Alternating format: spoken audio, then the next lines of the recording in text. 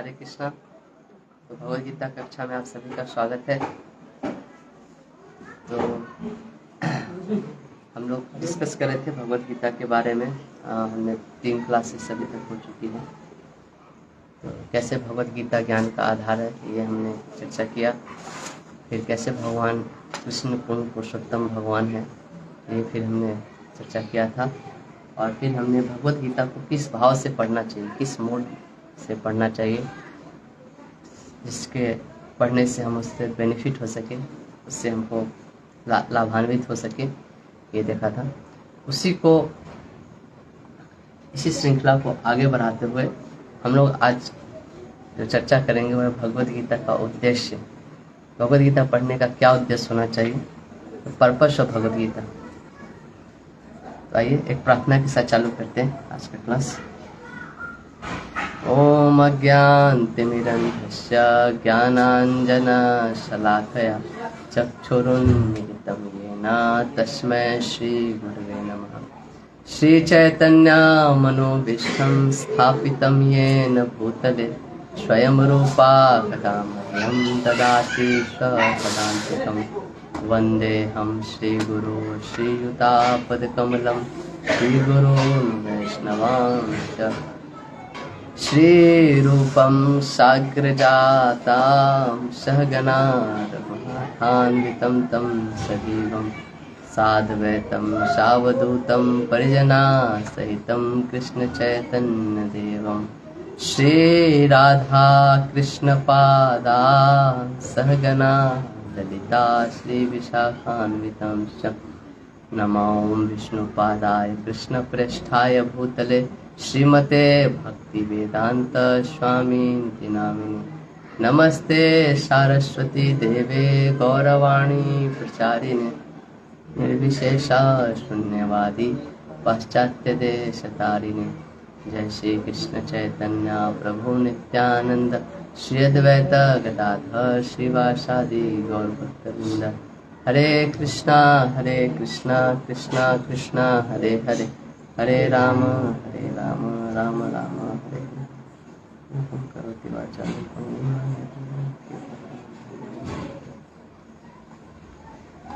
तो कल हम लोग चर्चा कर रहे थे the spirit of Bhagavad Gita, है ना।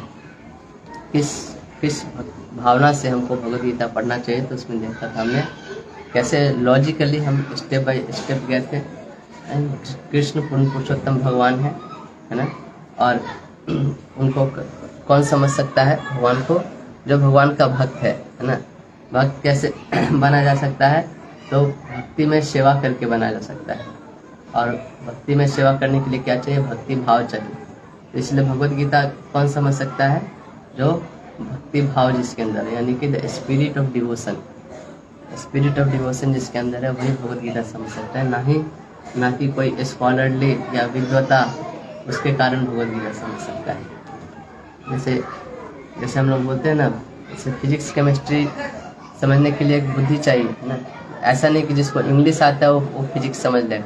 इंग्लिश एक जस्ट एक ग्रामर है, एक लैंग्वेज है, लेकिन फिजिक्स समझने के लिए इंटेलिजेंस भी चाहिए। उसी तरह भगवद गीता समझने के लिए सिर्फ इंटेलिजेंस ही काफ़ी नहीं है, सिर्फ विद्वता ही काफ़ी नहीं है, उसके लिए भावना चाहिए, भक्ति भावना चाहिए। वही जिसके पास वो भक्ति भावना होगी वही भगवद गीता को समझ पाएगा। ये हमने कल देखा था। और फिर कल हमने एक बहुत अच्छा स्टोरी लाइन भी देखा था कि कैसे जो श्रीरंगम मंदिर में जो एक ब्राह्मण थे, जिनको कुछ जो भगवद गीता का उच्चारण है वो भी ठीक से करने नहीं आता था, और कैसे उनको चैतन्य माँ को गले लगा के उनको प्रोत्साहित किए कि तुम एक्चुअली भगवद गीता को समझो। क्योंकि वो जब भी भगवान का जो पार्थसारथी रूप देखते थे भगवद गीता के कवर पे, भगवद गीता के ऊपर वाले पेज पे, उनकी आंखों से आंसू आता था। और वो सोचते थे इतने बड़े भगवान जो त्रिलोकी है, जो तीनों लोक के नाथ है, जिनके श्वास से हजारों करोड़ों ब्रह्मांड निकल रहे हैं, है ना, जो सब कुछ कंट्रोल करे, सबके ईश्वर है, वो एक अपने भक्त के दास बनने के लिए तैयार है, रथ हाँकने के लिए तैयार है। ये चीज़ देख के उनको रोना आता था। चैतन्य माँ को उनको गले लग लिया, बोले कि तुम ही एक्चुअली में भगवद गीता के ज्ञान को समझो, बाकी सब तो सिर्फ उसको रट रहे हैं और पढ़ रहे हैं। तो इसी तरह हम देखते हैं कि दुनिया में लोग जनरली भगवान से प्रेम नहीं करते, लेकिन भगवान के चीज़ों को एंजॉय करना चाहते हैं। जो भगवान से बिना प्रेम किए भगवान को समझ नहीं सकते, है ना। तो जैसे एक शहद एक बोतल में है, तो उसको बाहर से हम लोग चाटते हैं। जो बहुत सारे स्कॉलर्स होते हैं, बहुत सारे विद्वान होते हैं, लेकिन उनको कभी भी वो शहद का स्वाद नहीं आएगा जब तक उसको खोलेंगे और टेस्ट ना करेंगे तब। तो उसके खोलने के लिए, शहद के बोतल को खोलने का जो पासवर्ड है ना, कंप्यूटर को खोलने के लिए पासवर्ड होता है, तो वो पासवर्ड है सबमिशन, डिवोशन। भगवान के प्रति भक्ति भाव होना चाहिए, भगवान के प्रति आत्मसमर्पण होना चाहिए, तभी वो हनी का बोतल, तभी वो गीता का ज्ञान हमारे जीवन में खुल के आएगा। अगर वो नहीं आ रहा है तो फिर हम गीता समझ नहीं पाएंगे। इसी संदर्भ में एक और एग्जाम्पल है। जब महाभारत का युद्ध होने वाला था, तो दो तरह के सेना थे। एक कुछ सेना जो थे पांडवों की तरफ से लड़ रहे थे, कुछ सेना कौरवों की तरफ से लड़ रहे थे, और बहुत बड़ा युद्ध होने वाला था। और पांडव और कौरव दोनों अपने अपने सेनाओं का संख्या बढ़ाने के लिए अलग अलग राजाओं के पास जा रहे थे, उनसे सहायता मांगने के लिए। तो जो कृष्ण जो थे वो दोनों के शुभचिंतक थे, कुरुवंश के वो शुभचिंतक थे। तो कौरवों के भी शुभचिंतक थे और पांडवों के भी शुभचिंतक थे। और कृष्ण बहुत बड़े फैक्टर थे इस युद्ध के डिसीजन में। कृष्ण जिसके तरफ जाएंगे वो जीत जाएगा। तो कौरवों ने सोचा कि क्यों ना कृष्ण से मुझे सहायता मांगा जाए, और पांडवों ने भी सोचा हमें सहायता मांगा है। तो दोनों पहुंचे, पांडवों की तरफ से अर्जुन और कौरवों की तरफ से दुर्योधन। दोनों भगवान के पास पहुंचे द्वारका में कि हमारी तरफ से आप युद्ध करिए। जब वे पहुंचे तो भगवान कृष्ण शयन कर रहे थे, सो रहे थे बेड पे। तो दुर्योधन भी गया, वो जाके भगवान के बगल में बैठ गया कि सो रहे हैं तो डिस्टर्ब नहीं करना चाहिए, उठेंगे तो फिर बात करेंगे। उसी समय अर्जुन भी पहुंचे। अर्जुन भी देखे भगवान सो रहे तो उनके चरणों के पास जाके बैठ गए और उनकी इंतजार करने लगे उठने का। तो थोड़ी देर बाद जब भगवान उठे तो सीधे उनको अर्जुन दिखा सामने। तो बोले कि पार्थ तुम कब आए और कब से वेट कर रहे हो, कब से इंतजार कर रहे हो, और क्या बात है बताओ, क्या कुशल मंगल है सब कुछ। तो अर्जुन बोलते हैं कि हाँ मैं सब कुछ अच्छा है और हम आपसे सहायता मांगने हैं युद्ध के लिए, आप हमारी सहायता करिए।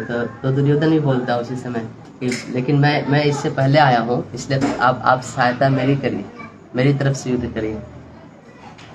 तो भगवान बोलते हैं देखो तुम दोनों सहायता मांगने आए हो तो तुम दोनों का ही मैं सहायता करूँगा, लेकिन चूंकि मैंने अर्जुन को पहले देखा है तो अर्जुन को पहला ऑप्शन चुनने का मौका मिलेगा। तो भगवान बोले कि देखो एक तरफ मैं रहूँगा, निहत्था रहूँगा, मैं कोई भी अस्त्र शस्त्र नहीं उठाऊँगा, सिर्फ खड़ा रहूँगा, सिर्फ सारथी बन के रहूँगा और कुछ करूँगा नहीं। और एक तरफ मेरी नारायणी सेना रहेगी जो कि युद्ध कौशल में मेरे जितना ही प्रवीण है ना, नारायणी सेना। तो अब डिसाइड कर लो कौन चाहिए तुम्हें। तो अर्जुन जैसे ही सुनता है वो बोलता है मुझे आप चाहिए केशव, मुझे आप ही चाहिए। तो दुर्योधन सोचता है कि वह अर्जुन मन ही मन सोचता है कि अर्जुन कितना मूर्ख है, ये कृष्ण को लेके क्या होगा ना, ये तो निहत्था रहेगा, ये युद्ध भी नहीं करेगा, इससे अच्छा नारायणी सेना लेता है, इतनी बड़ी सेना है और इतने युद्ध कौशल है, उसको युद्ध जिता सकता है। लेकिन तो भी अर्जुन और कृष्ण को दिखाने के लिए दुर्योधन ऐसे बोलता है क्या करे केशव, मेरे पास तो कोई ऑप्शन नहीं है, तो मुझे नारायणी सेना ही मिलेगा। और मन ही मन बहुत खुश होता है और वो अर्जुन की मूर्खता पे हंसता है और हंसते हुए चला जाता है। तो फिर कृष्ण पूछते अर्जुन से कि अर्जुन तुमने मुझे ही क्यों चुना ना, मैं तो कुछ युद्ध करूँगा नहीं ना, मैं तो कुछ बेनिफिट नहीं हूँ युद्ध के लिए, नारायणी सेना लेते तो बहुत तुमको फायदा होता, युद्ध के में बहुत सहायता मिलता। तो अर्जुन बोलते हैं कि मुझे आपकी सेना नहीं चाहिए, मुझे आप चाहिए, है ना। मुझे पता है आप जिधर रहोगे उधर सब कुछ अच्छा ही होगा, है ना। तो भगवान बहुत खुश होते हैं उसके जवाब से। देखिए संसार में बहुत लोग हैं जो भगवान के भगवान को नहीं चाहते लेकिन भगवान की शक्तियों को चाहते हैं। And they don't want God but they want God's energy, है ना। वो किस लिए भगवान से प्रेम नहीं करते, बेसिकली वो अपने आप से प्रेम करते हैं और उसके लिए भगवान के एनर्जी को भी यूज करना चाहते हैं, है ना। जो अर्जुन जो था वो एक्चुअली भगवान से प्रेम करता था, इसलिए वो भगवान चाहता था। जो दुर्योधन जो था वो भगवान को अपने अपने चीज़ों के लिए यूज करना चाहता था, इसलिए वो नारायणी सेना लेकर खुश था, है ना। तो सपोज करिए कोई आदमी है, आपसे दो आदमी, एक आदमी है जो आपसे प्रेम करता है बहुत, आपके सुख दुख में साथ देता है, आपके साथ रहता है और मिलता जुलता है, और दूसरा एक आदमी है जो सिर्फ आपको एक्सप्लॉइट करने के लिए आपसे मिलता जुलता है। आप अच्छा पैसा कमाते हो, आप बड़े आदमी हो, इसलिए वो आपसे कांटेक्ट बनाता है ना, आप उसका ध्यान आपके पॉकेट पे रहता है। तो कौन सा आदमी को आप ज़्यादा प्रेम करोगे, है ना। पहला आदमी कि दूसरा आदमी सिर्फ आपको एक्सप्लॉइट करने के लिए आपके साथ जुड़ा हुआ है। पहला आदमी आपसे प्रेम करता है इसलिए आपके साथ जुड़ा हुआ है। तो ऑब्वियसली कोई भी आदमी पहले वाले आदमी से प्रेम करता है। इस तरह भगवान को समझने के लिए भगवान से प्रेम करना बहुत जरूरी है ना। अब देखोगे ऐसे बहुत सारे, जैसे रामायण में भी हनुमान है, हनुमान जो है वो एक्चुअली राम के सेवा करते थे, राम से प्रेम करते थे, राम की सेवा में रहते। और दूसरी तरफ रावण है जो राम की एनर्जी, जो सीता जो है उसको भोग करना चाहते थे, तो उसको उठा के ले गए, तो अंततोगत्वा रावण मारा ही गया। तो इसलिए हम लोग कभी भी भगवान के एनर्जी को लेकर खुश नहीं हो सकते, भगवान की सेवा करके खुश हो सकते हैं ना। ना we want kingdom of God but without God, ना हमको भगवान का किंगडम चाहिए, राम राज्य चाहिए लेकिन राम नहीं चाहिए, है ना। तो ये एक बहुत बड़ा पैराडॉक्स है दुनिया में। खैर, तो इसी तरह भगवत गीता को समझने के लिए, भगवत गीता को जानने के लिए ये चीज़ बहुत इम्पोर्टेंट है कि हमको भगवान से प्रेम होना चाहिए, भक्ति भावना होना चाहिए, तभी हम भगवत गीता समझ सकते हैं। अपनी विद्वता से भगवत गीता नहीं समझते। भगवत गीता खोल के हम पढ़ भी लेंगे और लाइन भी निकल जाएगा, लेकिन हमको समझ में नहीं आएगा जब तक वो भावना नहीं आएगा। वो साउथ इंडियन ब्राह्मण की तरह, दक्षिण भारत का जो ब्राह्मण था उसको पूरा भगवत गीता समझ में आया, क्योंकि उसको पढ़ने भी नहीं आता था तो भी, क्योंकि उसके अंदर भावना सही था, उसका जो पासवर्ड जो डालना था वो सही डाला था उसने। क्योंकि जो शास्त्र होते हैं ना वो हम पढ़ के नहीं सीखते, शास्त्र हमें खुद रिवील करते हैं, खुद ही हमारे अंदर प्रकाशित होते हैं। जब वो हमारा सिंसियर एफर्ट देखते हैं, हमारा प्रयास, अच्छा प्रयास देखते हैं, जेन्युइन प्रयास देखते हैं, तो खुद रिवील करते हैं, है ना। तो इसलिए अब अर्जुन का जो पोजीशन है, भगवान अर्जुन से कितना प्रेम करते हैं, भगवान खुद ही भगवत गीता में बोलते हैं ना। भगवत गीता के 4थे अध्याय के 3रा श्लोक में भगवान बोलते हैं, भक्तो सी में सखा चेती ना, Arjun you are my devotee and my friend ना, thus I am teaching you the most confidential knowledge. तुम मेरे मित्र हो, तुम मेरे भक्त हो, इसलिए मैं तुमको सबसे गुह्यतम जो ज्ञान है वो दे रहा हूँ। सबको नहीं देते हैं, किसको देते हैं? जो मित्र हैं उनको, जो सखा है उनको देते हैं ना। तो भगवत गीता को कौन समझ सकता है? तो अर्जुन जो है भगवत गीता को सुनने वाले सबसे पहले विद्यार्थी है ना। तो अर्जुन के मूड में अगर भगवत गीता सुनेंगे तभी हम समझ सकते हैं, है ना। अर्जुन ने जिस तरह भगवत गीता समझा, Bhagavad Gita as it is, Bhagavad Gita यथारूप अगर समझना है तो अर्जुन के मूड को अपनाना पड़ जाएगा। अर्जुन के भावना को, अर्जुन के भक्ति भावना से अगर समझेंगे तभी हम समझ पाएंगे। दुर्योधन के भावना से देखेंगे तो कभी नहीं समझ पाएंगे। दुर्योधन तो भगवान को बांधने भी चला था ना, बोला था बड़ा बड़ा सिक्कर लाओ और भगवान कृष्ण को बांधो, क्योंकि वो कृष्ण के सुप्रीमेसी को कभी समझा ही नहीं, है ना। कृष्ण जो है बहुत ही भक्त वत्सल कृष्ण, वो भक्तों के द्वारा ही वश में आते हैं, है ना। और किसी भी चीज़ों से उनको आप रिझा नहीं सकते, उनको बुला नहीं सकते। तो ये था, ये हमने कल डिस्कस किया था, the spirit of Bhagavad Gita, किस भावना से भगवद गीता पढ़ना चाहिए। और जो आज का टॉपिक है वो है the purpose of Bhagavad Gita, Bhagavad Gita का उद्देश्य, क्यों हमें भगवद गीता पढ़ना चाहिए ना।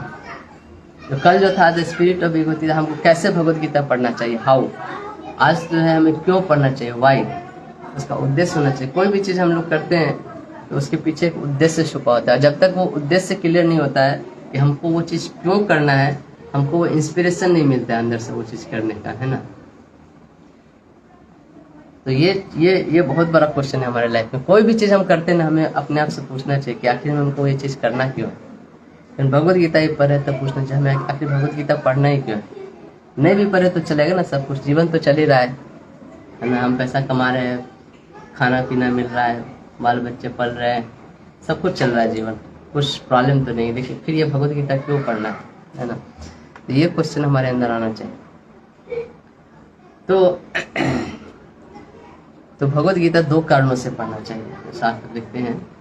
पहला कारण है हमारे दुखों का कारण, एंजाइटी। हमारे लाइफ में देखिए बहुत सारे सफरिंग है, दुख है ना। उसके कारण बहुत एंजाइटी होता है। उसके निवारण हेतु हमें प्रश्न करना चाहिए। और दूसरा, हमारे जीवन का वास्तविक गंतव्य क्या है।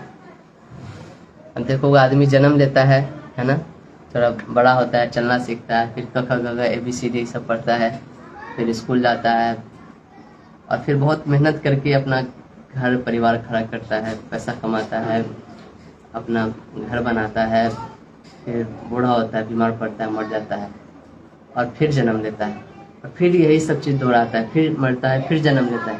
तो बार बार वो जन्म लेते रहता है, मरते रहता है, आखिर जाना किधर है ना। ये 84 लाख योनि में वो बार बार चक्कर काट रहा है, कहीं जा नहीं रहा है। उसको लग रहा है वो बहुत घूम रहा है, लेकिन वो एक पिलर के चारों तरफ ही घूम रहा है, बेसिकली वो वहीं पे है।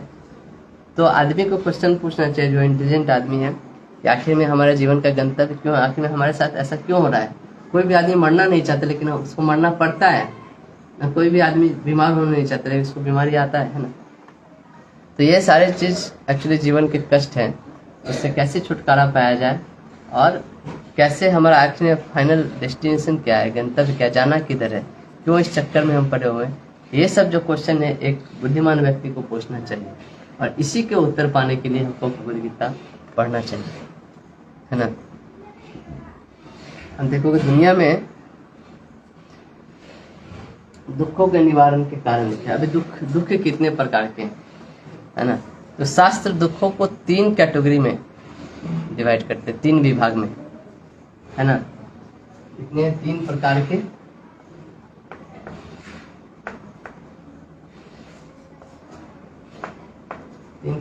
क्लेश बोल सकते हैं।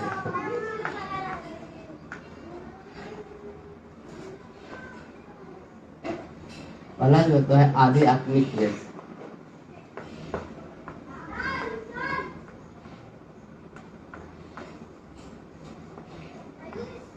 दूसरा जो होता है आदि भौतिक क्लेश।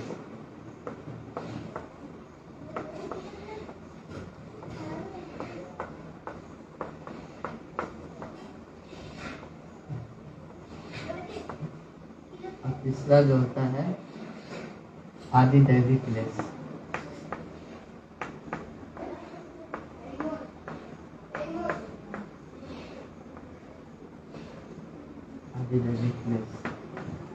तो 3 तरह के क्लेश होते बेसिकली,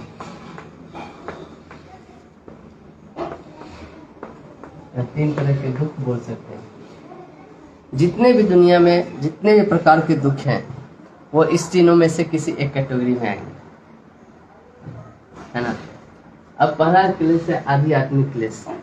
आध्यात्मिक क्लेश जो दुख, जो कष्ट हमको अपने आप से मिलता है ना, अपने आप से मिलता है जो क्लेश, जैसे बीमार पड़ जाना, है ना, ज्वर हो जाना, सर्दी खांसी हो जाना, है ना। तो ये आध्यात्मिक क्लेश भी 2 टाइप से होता है। एक होता है शारीरिक, एक होता है मानसिक।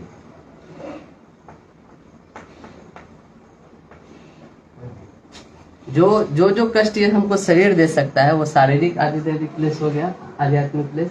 और जो कष्ट हमारा मन देता है वो मानसिक आध्यात्मिक क्लेश। मानसिक आदि जैसे टेंशन होना, एंग्जाइटी होना, है ना, ये सब की जो चीज़ें होती है वो क्या हो गया, मानसिक आध्यात्मिक क्लेश।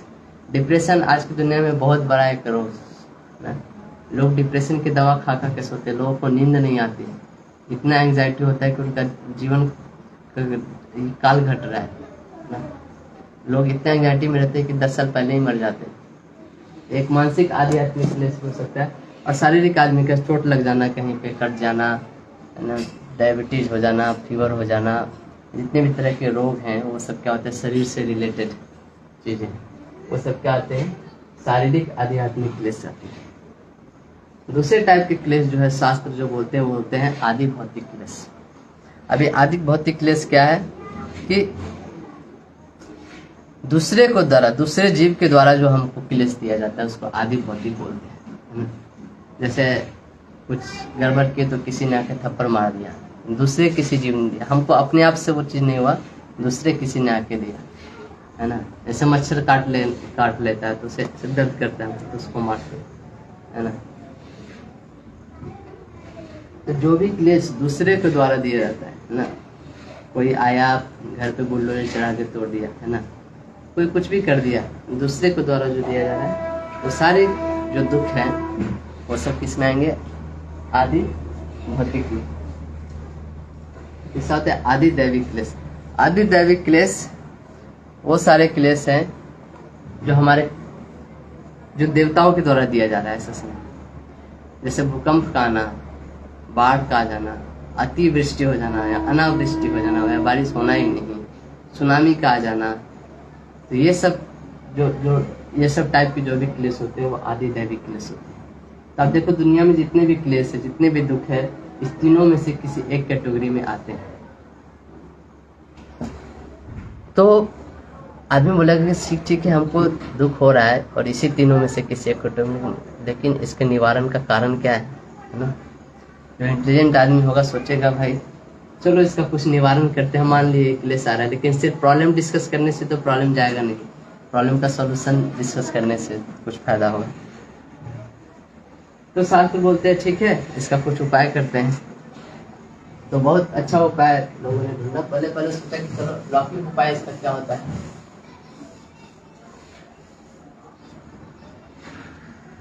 पहला उपाय उन्होंने ढूंढा लौकिक उपाय। लौकिक मतलब इस दुनिया के जो उपाय सब हैं,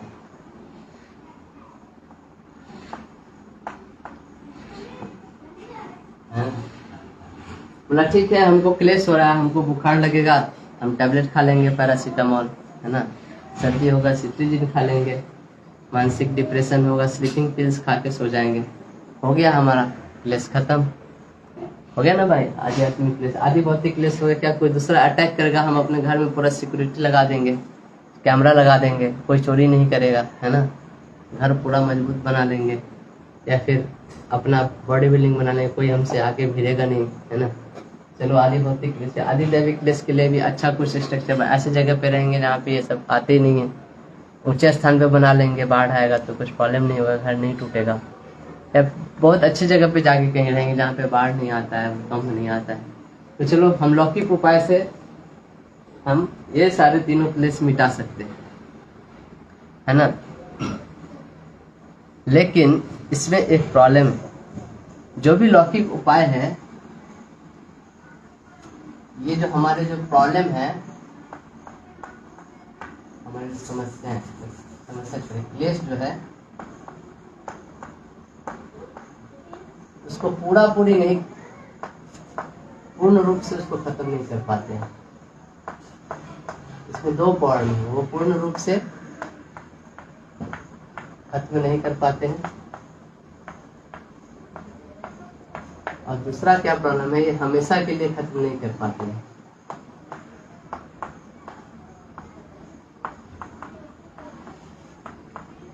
हमेशा के लिए नहीं कर पाते हैं।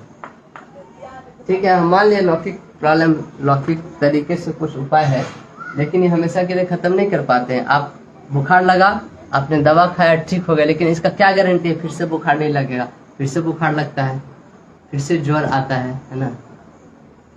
हम उपाय कर लिए, बाढ़ आया तो उसका उपाय कर लिए, है ना, अपना रोड बना दिए जो भी के, लेकिन क्या पता था कि फिर से बाढ़ नहीं आएगा, है ना। बाढ़ आया तो वो बैंक बना दिए रिवर के साथ, लेकिन फिर सुनामी आ सकता है। तो ये हमेशा के लिए हमारे दुखों को खत्म नहीं करते और पूर्ण रूप से भी खत्म नहीं कर पाते कभी।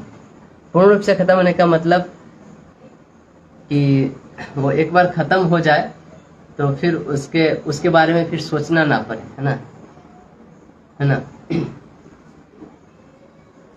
जैसे मानसिक टेंशन है मान लीजिए कुछ, तो हम दवा खाए तो थोड़ी देर के लिए हमको सुला सकता है, लेकिन उठने के बाद फिर से हमको फिर से वो टेंशन रहता ही नहीं, वो चीज़ खत्म नहीं हो जाता है ना।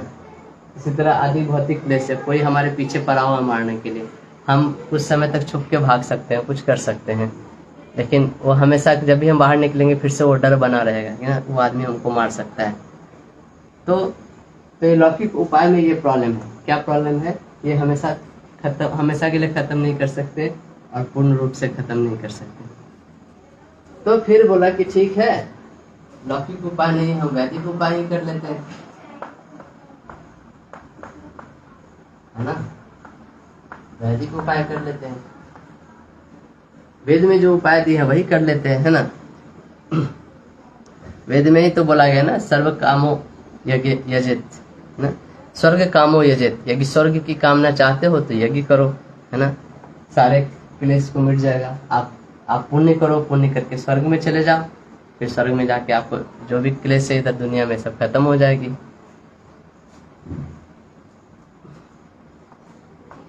स्वर्ग कामो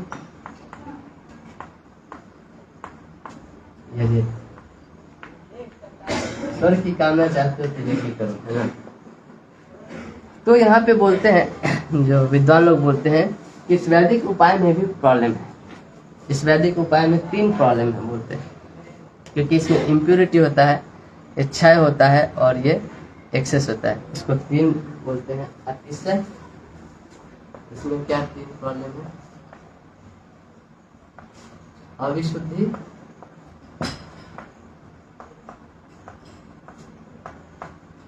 तीसरा इच्छाएं होता है और ये होता है अतिशय।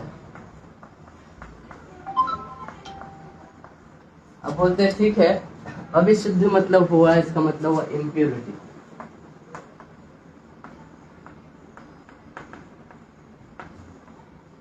अब बोलते हैं ठीक है वैदिक उपाय कर ले, लेकिन वेद में भी जो सॉल्यूशन दिए गए हैं जो प्रॉब्लम को सॉल्व करने के, वो भी शुद्ध नहीं है।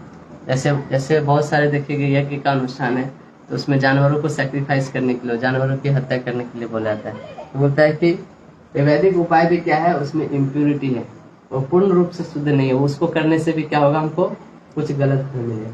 दूसरा ये क्षय हो जाता है ना, छिन्ने पुण्य मर्त लोके पुनर्विशंति, भगवद गीता 9.21। जब हमारा सारे पुण्य खत्म हो जाते हैं, फिर से हम वापस इस मृत्यु लोक में आ जाते हैं, है ना। तो पाप पुण्य कैसे, आप पुण्य करेंगे तो स्वर्ग जाएंगे। तो पुण्य का जैसे अकाउंट है, जैसे आपने पुण्य 5 लाख रुपए का पुण्य किया है, तो वो पुण्य आपको स्वर्ग ले जा सकता है। जो 5 लाख रुपए का जब पुण्य खत्म हो जाए तो वापस आपको इस धरती पे भेज देता है। तो देखिए ये उपाय तो ठीक है, लेकिन ये क्या है, इसमें भी ये परमानेंट नहीं, क्योंकि ये क्षय हो जाता है। ये क्षय होने से क्या होता है, छिन्ने पुण्य मृत्यु लोक, पुनः मृत्यु लोक विशंति, इनकी फिर से इस दुनिया में आना पड़ता है। और तीसरा है अतिशय, है ना। अतिशय मतलब अब मान लीजिए आपने पुण्य करके स्वर्ग चले भी गए, ठीक है, तो वहाँ भी अलग अलग कैटेगरी है। अब वहाँ भी कोई स्वर्ग में कोई राजा है, कोई उसके नीचे के लेवल का है, कोई उसके नीचे का लेवल का है, कोई अप्सरा के लेवल। तो बोलते हैं वहाँ भी जाने के बाद दुख होता है, दूसरे को देख के कि अरे उसके पास हमसे ज़्यादा है, मेरे पास कम है, उसका घर अच्छा है, मेरा घर थोड़ा खराब है, उसके पास ज़्यादा ऑपुलेंस है, मेरे पास कम ऑपुलेंस है, वो ज़्यादा सुंदर है, मैं कम सुंदर हूँ, उसके पास ज़्यादा धन है, मेरे पास कम है। तो ये अतिशय कैटेगरी में आता है, एक्सेस। तो बेसिकली जो वैदिक उपाय किए वो एटलीस्ट लौकिक उपाय से अच्छा है, लेकिन ये भी पूर्ण रूप से हमारे दुखों को सॉल्व नहीं कर रहा है। ये जस्ट कुछ देर के लिए हमारे दुखों को सॉल्व कर रहा है ना, कुछ समय के लिए हमको यहाँ से हटा के अच्छा रिजल्ट दे रहा है, लेकिन फिर से हमको वापस वहीं पे लाके खड़ा कर दे रहा है जहाँ से हम शुरुआत किए थे। तो इन वन वे ये और भी ज़्यादा दुखदायक है, क्योंकि एटलीस्ट ये तो उस समय पता चल रहा था, ये कुछ देर के लिए हमको झांसा में रखा, लेकिन उतने दिन पार होने के बाद भी हम उसी पोजीशन पे आके खड़े हो जाते हैं। तो बोलते ठीक है लौकिक उपाय भी नहीं कर सकते, वैदिक उपाय भी नहीं कर सकते, तो फिर क्या किया जाए। तो बोलता है कि ये ज्ञान जो है ना, ज्ञान ही हमारे इस तीनों दुखों को खत्म कर सकता है, ये तत्व ज्ञान है।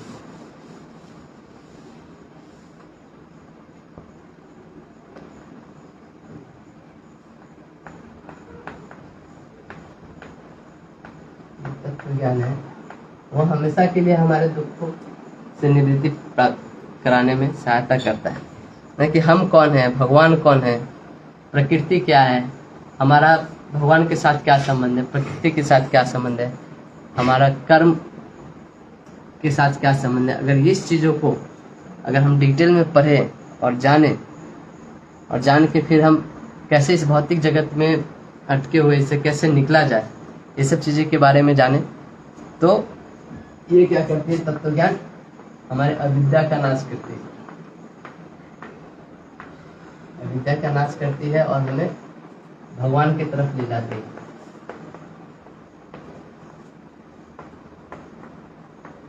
और भगवान क्या बोलते हैं, वैकुंठ में जाने के बाद वहां से फिर कोई वापस नहीं आता। यत गत्वा न निवर्तन्ते तद धाम परमो मम। उनका धाम कैसा है, यत गत्वा न निवर्तन्ते, जहाँ से कोई वापस नहीं आता है। और उनका धाम कैसा है, इनको वैकुंठ बोला था। वैकुंठ मतलब जहाँ पे कोई मिजरी ना हो। कुंठ मतलब होता है क्लेश, है ना, कुंठ मतलब होता है क्लेश, और वैकुंठ मतलब विदाउट क्लेश, यानी कि बिना क्लेश की जो जगह हो, वहाँ पे ये तीनों आदि दैविक, आदि भौतिक और आदि आत्मिक क्लेश नहीं होते। तो इसीलिए ये तत्व ज्ञान जानना बहुत जरूरी है हमारे लिए। इसीलिए भगवत गीता पढ़ना जरूरी है। हम भगवत गीता किसी और के लिए नहीं पढ़ रहे, किसी के लिए पढ़ रहे हैं, हम अपने लिए पढ़ रहे हैं, अपने उद्धार के लिए पढ़ रहे हैं। हम ही खुद प्रॉब्लम में फंसे हुए है ना, इसीलिए हमको भगवत गीता पढ़ना चाहिए। हम ही खुद समुद्र के पानी में डूब रहे हैं, कोई बचाने के लिए नहीं आने वाला है। हम जब तक हम अपना कोशिश नहीं करेंगे बचने के लिए, तब तक कोई बचाने के लिए नहीं आएगा। तो इसीलिए हमको भगवत गीता का ज्ञान, जो भगवान भक्त वत्सल भगवान, जो हम सभी जीवों से प्रेम करते, सुहृदम सर्वभूता नाम, उन्होंने करुणा में आके ये सारे जो ज्ञान है वो हम लोग को प्रकाशित कर रहे हैं। और इसको पढ़ के हम लोगों को लाभान्वित होना चाहिए, है ना।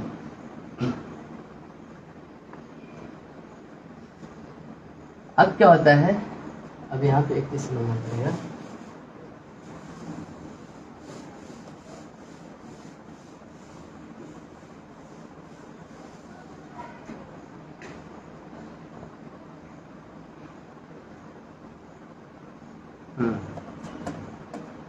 दो जगत है, एक होता है आध्यात्मिक जगत,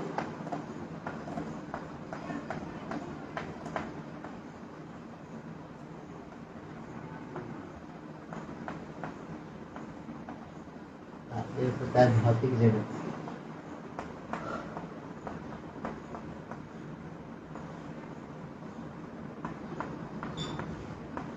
इसको बोलते हैं स्पिरिचुअल वर्ल्ड,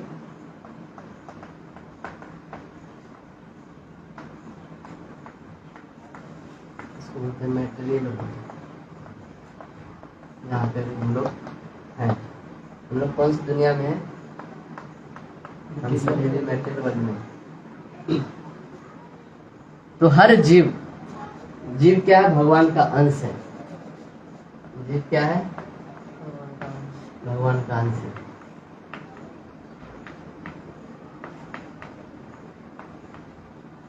इसको बोलते हैं part and parcel of God. तो उसका नेचर क्या होता है, आध्यात्मिक होता है, स्पिरिचुअल होता है। और क्या होता है, जीव जब खुद से एंजॉय करना चाहता है, खुद से जब वो भगवान से सेपरेट होके, भगवान से अलग होके एंजॉय करना चाहता है, यानी तो वो क्या होता है, वो स्पिरिचुअल वर्ल्ड से इस मेटल वर्ल्ड में आता है। भगवान बोलते हैं ठीक है, तुम मेरे साथ रहना नहीं चाहते हो, अकेले एंजॉय करना चाहते हो, जाओ, तुम्हारे लिए एक नया दुनिया क्रिएट कर देंगे। क्या इसको बोलते हैं, भौतिक जगत, इसको बोलते हैं मेटल वर्ल्ड। अब यहाँ पे जैसे ही जीव आता है, यहाँ पे भगवान उसको एक फील्ड देते हैं खेलने के लिए, है ना, क्षेत्र जिसको बोलते हैं। वो क्षेत्र क्या है, तीन गुणों से बना हुआ है,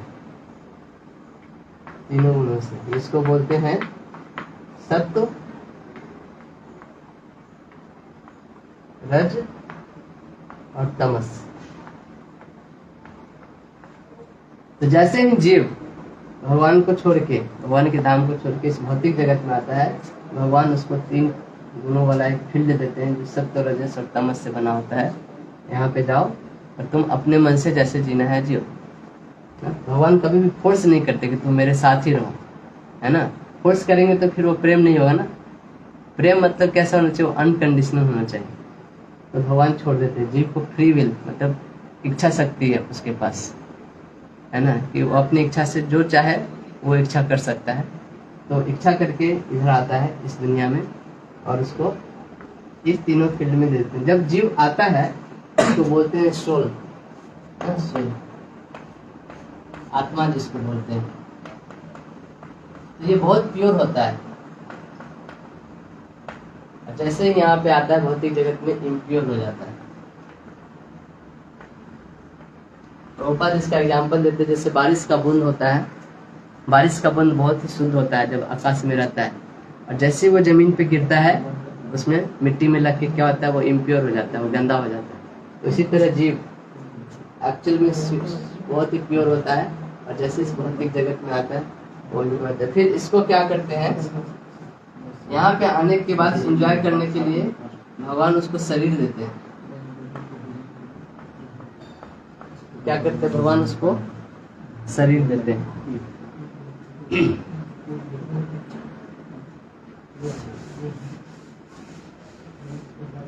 है ना। जैसे मान लीजिए ये है,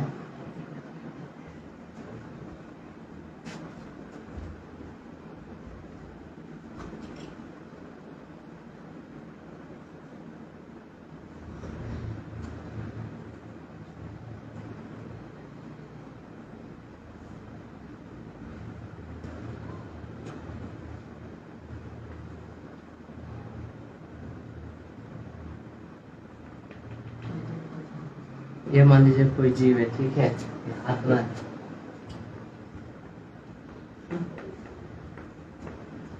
इसके ऊपर भगवान, ये आत्मा इतना प्योर है, इसको फिर कवर करते हैं, इसको ढकते हैं भगवान। इससे सटल चीजों से ढकते हैं, सटल लेयरिंग से ढकते हैं। इस लेयर को क्या बोलते हैं हम लोग, सटल बॉडी या सूक्ष्म शरीर बोल सकते हैं। सूक्ष्म शरीर 3 चीजों से बना होता है, मन, बुद्धि और अहंकार। ये 3 चीजों को मिला के हमारा सूक्ष्म शरीर बनता है। फिर इस सूक्ष्म शरीर के ऊपर एक और लेयरिंग होता है जिसको स्थूल शरीर बोलते हैं ना, इसको बोलते हैं स्थूल शरीर,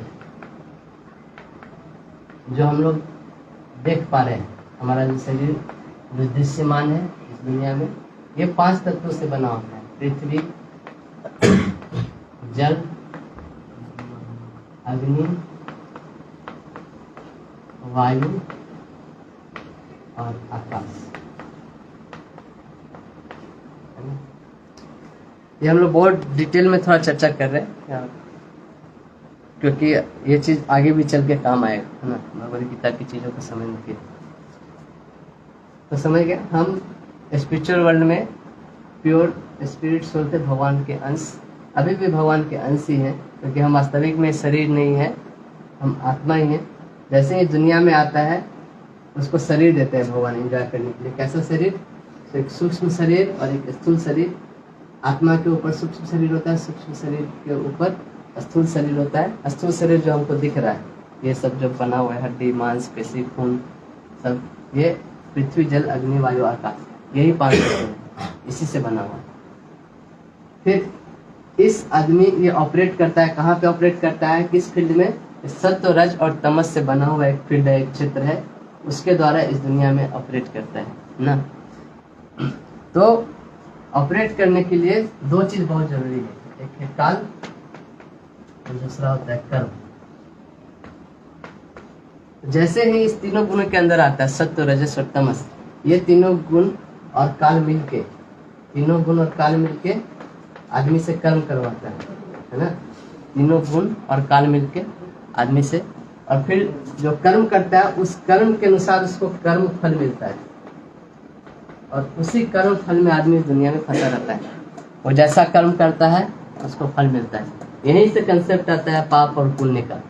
पुण्य करता है स्वर्ग जाता है, पाप करता है नरक जाता है ना। पाप करता है उसको दंड मिलता है, पुण्य करता है तो उसको प्रोत्साहित किया जाता है अच्छा चीज देखे। तो ओवरऑल शॉर्ट में यही पिक्चर है हमारा। हम वास्तविक में कौन है, भगवान क्या पोजीशन है, और हमारा ये अलग अलग कर्म करते हैं, ये तीनों गुणों के वशीभूत होके और काल के वशीभूत होके हम ही इच्छा करते हैं और हम फंसे रहते हैं, और इस भौतिक जगत में अनेकों प्रकार के दुखों का अनुभव करते रहते हैं। बार बार जन्म लेते हैं, मरते हैं, जन्म लेते हैं, मरते हैं। तो एक इंटेलिजेंट आदमी सोचेगा कि भाई हमारे साथ ऐसा क्यों हो रहा है, हम तो एक्चुअली है ही नहीं शरीर, हमको अलग अलग शरीर मिल रहा है हर जन्म में, है ना। आज इस आदमी का शरीर मिला हुआ है, कल कुत्ता का शरीर मिल सकता है, और मछली का मिल सकता है, छिपकली का मिल सकता है, कॉकरोच का मिल सकता है, चूहा का मिल सकता है, पेड़ पौधा का मिल सकता है, अमीबा का, बैक्टीरिया का मिल सकता है ना, कोई कीड़े का मिल सकता है। हर इस तरह से 84 लाख योनियां बनी हैं, और उसमें से हर योनि में हम लोग गुजर चुके हैं और इसी में घूम रहे हैं, गोल गोल चक्कर काट रहे हैं इस योनि में। तो एक इंटेलिजेंट व्यक्ति सोचेगा कि हमको इससे चक्कर से निकलना कैसे, आखिर हमको ये तो सफरिंग हो रहा है, हम तो यहाँ पे एंजॉय करने के लिए आते, लेकिन हो तो रहा है हमारा सफरिंग, है ना। क्योंकि वो शरीर से बहुत आसक्त है, और शरीर से रिलेटेड चीज़ें जो भी सुख और दुख होते हैं उसका वो अनुभव करता है ना।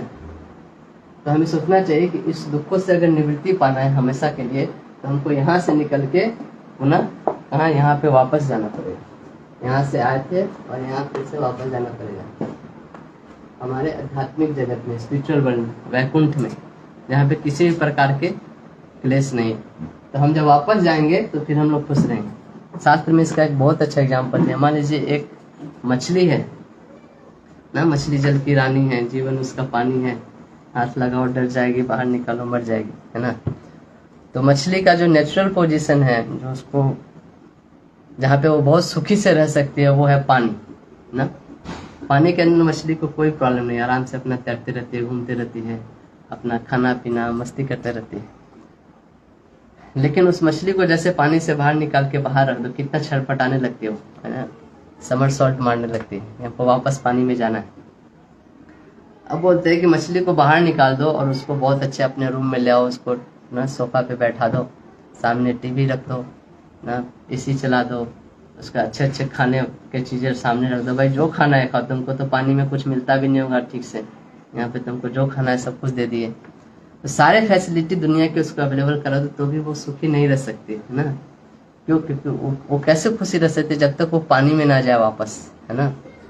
उसी तरह जीव जब इस भौतिक जगत में आता है, सारे, है ना, सारे चीज़ें करता है, सारे छलांग मारता है खुशी रहने के लिए। हर जीव इस दुनिया में सुखी रहने के लिए सारे प्रयास करता है, इन सारे प्रयास करने के बावजूद भी कभी सुखी नहीं रह सकता है। सुखी कब रह सकता है? जब वो वापस आध्यात्मिक जगत में जाएगा, उस मछली की तरह जब वो वापस पानी में जाएगा, जब वो वापस अपने नेचुरल पोजीशन में जाएगा, तब वो सुखी रह सकता है। तो ये चीज़ समझने के लिए ये सारी चीज़ों का ज्ञान जरूरत है। तो भगवत गीता हमें 5 चीज़ों के बारे में ज्ञान देता है ना।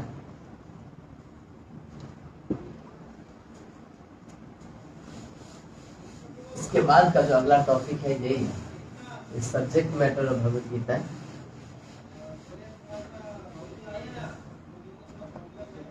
तो भगवत गीता क्या क्या चीजों के बारे में डिस्कस करता है? पहला ईश्वर, दूसरा जीव, तीसरा प्रकृति, चौथा काल, पांचवा कर्म। ये 5 चीजों के बारे में भगवत गीता में दिया हुआ, यही 5 सब्जेक्ट मैटर है।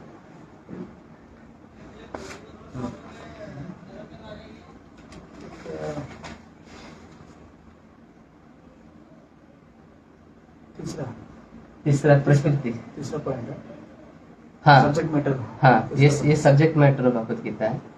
अब हमने अभी खत्म हो गया। हाँ लगभग खत्म हो गया। ये पॉइंट अभी हम आज नहीं, बहुत लंबा पॉइंट है, इसको जस्ट अभी बता रहे हैं, कल डिटेल में डिस्कस करेंगे। तो ये सब हमने इसलिए देखा कि हमको समझ में आना चाहिए कि हमारा पोजीशन कहाँ पे है। जब तक हमें ये मालूम नहीं रहेगा कि मैप में हम कहाँ पे खड़े हैं, तो फिर हमको कैसे पता चलेगा जिधर जाना है उधर का रूट कहाँ है ना। तो हम इस दुनिया में कहाँ पे है ना, किस काल में है, किस समय में है ना। वो आपके जो सॉल्यूशन जो दिए ना भगवान ने, एकदम ग्राउंड टू अर्थ, मतलब द अल्टीमेट सॉल्यूशन दिया भगवान। उससे अल्टीमेट सॉल्यूशन कोई हो नहीं सकता है। द नॉलेज जिसको बोलते हैं, द ज्ञान जिसको बोलेंगे नहीं। तो जब हम इस पांचों के बारे में बहुत डिटेल में जानेंगे, बहुत डिटेल में समझेंगे, तब हमको इस दुनिया में जो फंसे हुए कैसे निकलना है, क्या करना है, उसके बारे में हमें पता चलेगा। और ये चीज़ हर लोगों के लिए अप्लाई होता है। कोई भी दुनिया में जीव क्यों ना हो, वो तीनों टाइप के क्लेश से जूझ रहे हैं, और हर कोई दुनिया में खुशी होने की कोशिश कर रहा है, सुखी होने की कोशिश कर रहा है। चाहे कोई कंपनी का मालिक क्यों ना, कोई सीईओ क्यों ना हो, और चाहे कोई छोटा सा इंसेक्ट या कोई छोटा सा चींटी किचन में एक चीनी के दाने के लिए क्यों ना घूम रहा हो, हर कोई का एक ही पर्पस है कि हमको सुखी होना है। लेकिन प्रॉब्लम यह है कि दुनिया में सुखी नहीं हो सकते। भगवान खुद ही भगवद गीता में बोल रहे हैं, ये दुनिया कैसी है, दुखालयम अशाश्वतम। क्या है दुखालयम, दुखों का आलय है, और अशाश्वतम मतलब टेम्पोररी है, हमेशा के लिए नहीं। अभी जैसे आप विद्यालय क्यों जाते हैं, जहाँ पे विद्या मिलती है उसको विद्यालय बोलते हैं। हिमालय मतलब क्या, जहाँ पे हिम मिलता है यानी बर्फ मिलता है, उसको हिमालय बोलते हैं। तो दुखालय में क्या मिलेगा, सिर्फ दुख मिलेगा, यहाँ पे कभी भी सुख नहीं मिलेगा। अगर आपको लग रहा है कि यहाँ पे सुख मिल रहा है, तो मतलब आप और भी इल्यूजन में है, और भी माया में है। ये जो हम सोचते हैं ना, जो सुख हमारा है, ये सुख जो है ना, एक्चुअली बाहर से जो सुख दिख रहा है, ये जो हमारा सुख दिख रहा है, इसके अंदर दुख भरा हुआ है। ये दुख रूपी जो टॉफी है ना, उसके ऊपर बाहर एक सुख का लेप लगा हुआ है, जिसको हम सोचते सुख, लेकिन एक्चुअली वो हमारा दुख है। हमेशा के लिए हमको इस दुनिया में बांध के रख रहा है, और अलग अलग। अभी हम बहुत अच्छे पोजीशन पे, क्योंकि हम मनुष्य योनि में है ना, यहाँ से हम अपने आप को सुधार सकते और वापस जा सकते हैं। लेकिन और सब योनि में सोचे कितना दुख होता होगा ना। कुत्ता जब उसको दिन भर खाना नहीं मिलता, घूमना पड़ता है, कोई खाना जाता है मान तो कोई पत्थर मार के भगा देता है, उसका हाथ पैर कटता है तो कोई डॉक्टर उसको इलाज नहीं करता है, तो बहुत ही दुख है। तो बोला जाता है दुनिया में जो सुख की अनुभूति जो हो रही है, वो कैसा सुख है, वो ऊंट को, जो कैमल जो होता है, वो थॉर्न जो कांटे होते हैं ना, उसको चबाता है। जो कैमल जो होता है, बहुत सारे आप देखोगे डेजर्ट एरिया में बहुत पाया जाता है, और डेजर्ट एरिया में कांटेदार पेड़ होते हैं, सब ज़्यादातर पेड़। तो ऊंट क्या करता है, वो पेड़ से ऐसे खाता है पत्ते, ये सब तोड़ के, तो उसमें बहुत सारे कांटे भी होते हैं, तो कांटे भी मुंह से चबाता है। जब मुंह से चबाता है ना, तो उसके कांटे सब जीभ में, मुंह में ऐसे हल जाते हैं, उधर से खून निकलने लगता है, तो उसको खून का स्वाद मिलता है। जब वो चबाते रहता है तो उसको खून का, उसको लगता है बहुत टेस्टी लग रहा है पत्ता सब। तो एक्चुअली उसको बहुत दुख हो रहा है, उसी के खून उसको पी रहा है, उसी के मुंह में घाव हो रहा है, लेकिन उसको क्या लगता है कि वाह क्या सुख का अनुभूति हो रहा है। तो ये जो सुख हम जो दुनिया में लेते हैं, वो कैसा सुख है, वो कैमल की थॉर्न चबाने, कैमल जो कांटे को चबा रहा है, उसी के चबाने के जैसा जो सुख है, वैसा ही सुख है ना। तो हमको समझना चाहिए भगवद गीता का पर्पस क्या है, उद्देश्य क्या है। ये बहुत बड़ा उद्देश्य है, हमारे जीवन का सबसे इम्पोर्टेंट काम ये है। सारे काम को छोड़ के ना, कोई आदमी जेल में फंसा हुआ तो सबसे बड़ा ज्ञान क्या है, जेल से कैसे निकला जाए, है ना। अब जेल में आदमी बहुत तरह तरह के ज्ञान मिलते हैं। कोई ऐसा ज्ञान दिया है कि जेल में कैसे एडजस्ट करके रहना है ना, कैसे अच्छा करे तो हमको एक ब्रेड एक्स्ट्रा मिल जाए, ये भी एक ज्ञान हुआ, है ना। कैसे क्या क्या चीज़ जेल में कर सकते हैं, बहुत तरह के ज्ञान मिलेंगे। लेकिन सबसे बड़ा ज्ञान क्या है, वो जेल से कैसे वापस निकला जाए। तो भगवद गीता उस ज्ञान को सिखाता है ना। जो मेटल वर्ल्ड का जो जेल है, जो भौतिक जगत जो है, ये एक जेल की तरह है ना, बोला जाता है। ये जेल से कैसे वापस निकले, इसके बारे में भगवद गीता हमें बताता है। तो भगवद गीता के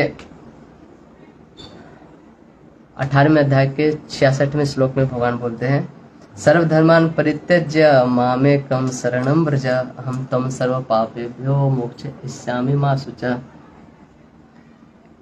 तो बोलते सर्वधर्मान परित्यज्य, सभी धर्मों को त्याग कर मामेकं शरणं व्रज, तुम सिर्फ मेरी शरण लो। है अर्जुन, अर्जुन को बोल रहे भगवान, जितने भी तरह के धर्म है दुनिया में ना, जैसे जेल में जितने भी तरह के ज्ञान है, अलग अलग तरह के ज्ञान है, वो भी इम्पोर्टेंट है। जेल में रहने के लिए वो ज्ञान इम्पोर्टेंट है।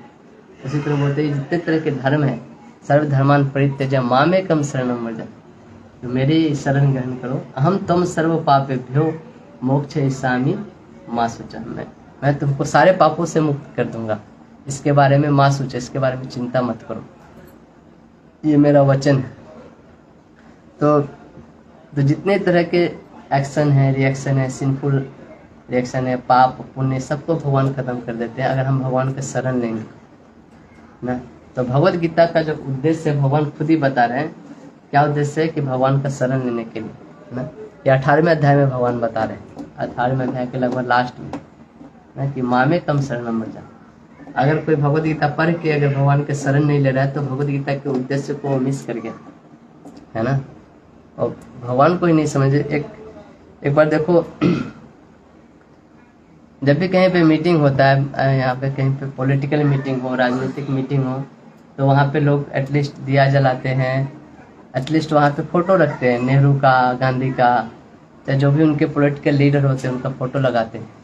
एक जगह लोग गीता पे मीटिंग करे थे, वहाँ पे भगवान कृष्ण का एक फोटो ही नहीं था ना, ऐसे ही सब बैठ गए। तो देखिए वो गीता के बारे में बहुत चर्चा कर रहे हैं लेकिन भगवान का फोटो ही नहीं ना। वो ऐसे हुआ कि सब कुछ जानने के बाद भी जो उद्देश्य था भगवद गीता पढ़ने का वही मिस हो गया ना। भगवद गीता पढ़ने का उद्देश्य क्या है? भगवान का शरण लेना, और भगवान ही पिक्चर में नहीं है, बाकी सब कुछ है। सब कोई अपना अपना विश्व, अपना अपना जो उनका लक्ष्य है वो गीता के थ्रू ले रहे हैं, लेकिन भगवान का शरण कोई नहीं ले रहा है ना।